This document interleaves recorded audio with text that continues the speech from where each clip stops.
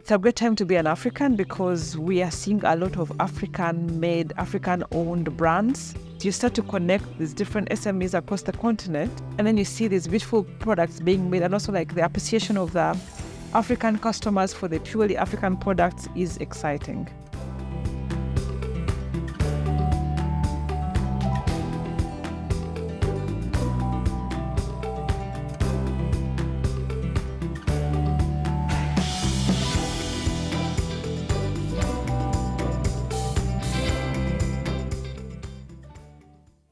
You are very welcome to our factory in Nilotica district. This is Moo Me Gen Oils of Hope. We are located in Aminachak village in Bajobi sub-county, Otuke district.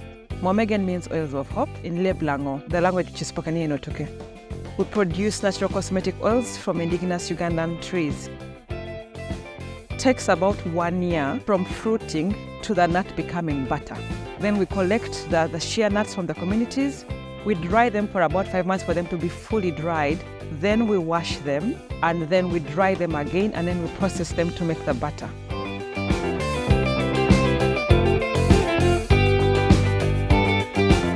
We have an installed capacity of 1 ton daily, but right now we just produce in batches when we have orders.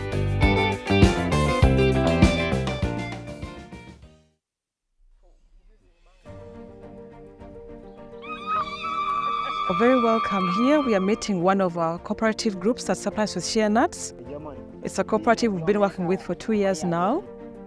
During the time of insurgency, people began to make charcoal from the shea tree. And so we said, we need to conserve these trees and we need to give people an income. We are a primary producer. We are able to link the communities to the companies that make cosmetics and also to the final consumers in that way. I get to know about Moo Me Gen at the time when I was doing business at the local markets. I'm happy because if what I'm producing here is benefiting abroad, which means I'm also very important. Because when my community did not participate, how will they get the good products Moo Me Gen is producing? We sell our products globally. Mainly we sell bulk to companies that make cosmetics or to people who are resellers of shea butter. We have customers in Europe, a few in North America, the UK, the rest of Africa. We have Kenya, Tanzania, and South Africa. One of our biggest challenges in doing inter-African trade has been transport costs. You know, it costs you twice as much to send a bucket of shea butter to Europe as to send it to, say, South Africa. Is this better? We began our business during COVID, and then you had to use unconventional ways to meet new customers. And for me, Zoom calls were one of those things.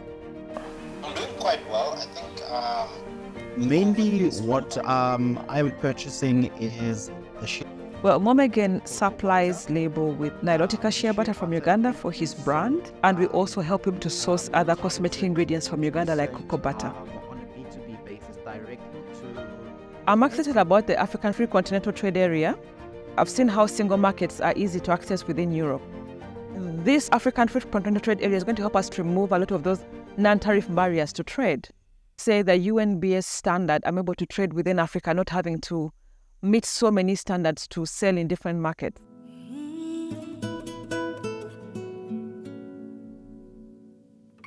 I would advise for women, first of all, you have to formalize your business. You have to be registered because informal trade can only go so far. So you need to be a member of a business association. You need to skill up yourself to understand what opportunities exist for you and how do you start to get market intelligence about different markets within Africa. I see a space where African brands are going to grow. A space where you walk into a shelf and you see made in Kenya, made in Uganda, made in Tanzania, all African-made products that are now accessible to us and not just all of us as Africa trading with the world and not with one another.